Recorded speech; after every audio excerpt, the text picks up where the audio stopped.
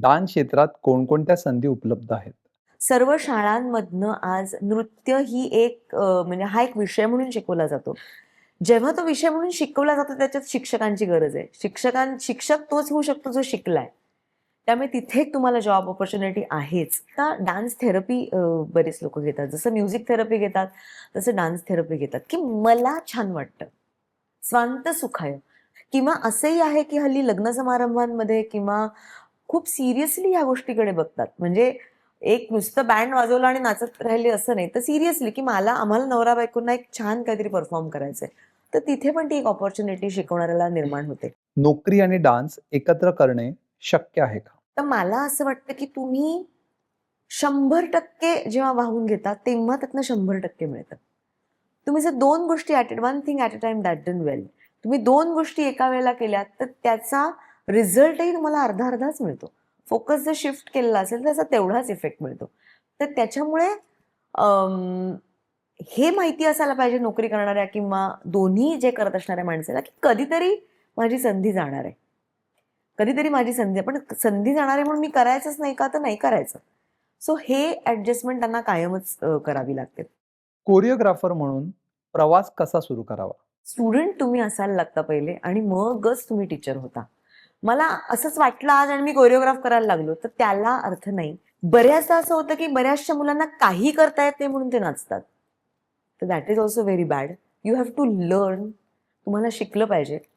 शिकताना तुमचा शिक्षक तुम्हाला कसं शिकवतो हे ऑब्झर्व्ह केलं पाहिजे आणि त्यातल्या चांगल्या गोष्टी ग्रॅब करून तुम्ही जेव्हा शिकवाल, तेव्हा स्वतःचं त्याच्यात ॲड करून तुम्ही शिकवलं पाहिजे. त्याच्यात अनेक गोष्टी आहेत. म्हणजे पहिल्या स्टेजला मी म्हणेन, की शाळा स्कूल लेव्हलला शिकवा. मग कॉलेज लेव्हलला तुम्ही यूथ फेस्टिव्हल्स आहेत, झोनल लेव्हलला काही फेस्टिव्हल्स आहेत, युनिव्हर्सिटी लेव्हलला फेस्टिव्हल्स आहेत. त्या फेस्टिव्हल्सना कोरिओग्राफ करा आणि तुम्ही नाव मिळवा. त्याची दखल घेतली जाते. जशी एकांकिकांच्या लेव्हलला ॲक्टर्स आणि दिग्दर्शकाची दखल घेतली जाते, तसे या कॉम्पिटिशन्सना सुद्धा कोरिओग्राफर्सची आणि नर्तकांची दखल घेतली जाते. ती करा. त्याच्यानंतर तुम्ही काही इंडिव्हिज्युअल प्रोजेक्ट्स घ्या. कितीतरी फंक्शनची इनॉग्रल फंक्शन्स असतात. छोटं-छोटं कोरिओग्राफ करा.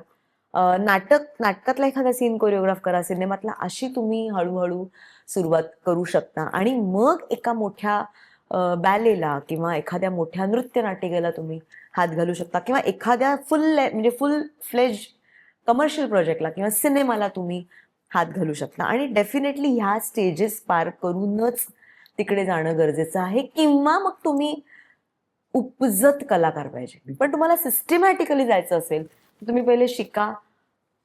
ऑनररी पहिले शिकवा. पैसे न घेता शिकवा.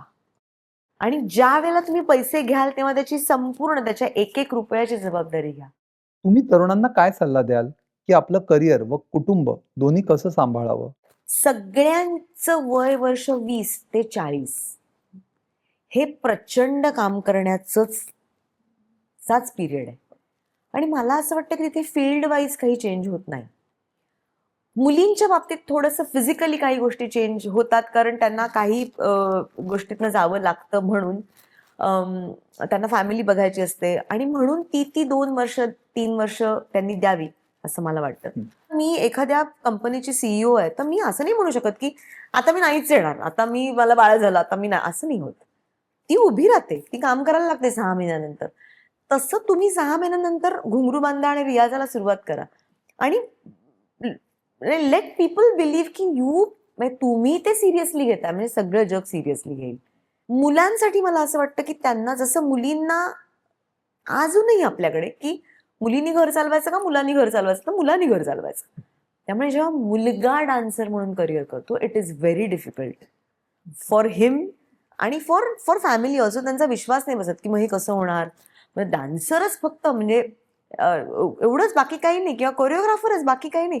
तो विश्वास निर्माण करण्यासाठी तुम्हाला काम करायला पाहिजे, हार्डवर्क केलं पाहिजे आणि फॅमिली लाईफ होतं अफेक्ट. पण मला असं वाटतं की तुम्हाला रेग्युलर कॉमनपेक्षा वेगळं फील्ड जेव्हा तुम्ही घेता, तेव्हा ते फॅमिली लाईफ थोडंसं अफेक्ट होतंच. आपल्या कल्चरबद्दल तुम्ही काय सांगाल? साहित्याला कुठेही मागे नाही आहोत. आपल्याकडे 7 भारतीय प्युअर क्लासिकल नृत्यशैली आहेत, ज्या कुणाकडे नाहीत आणि लोकनृत्य अनगिनत आहेत.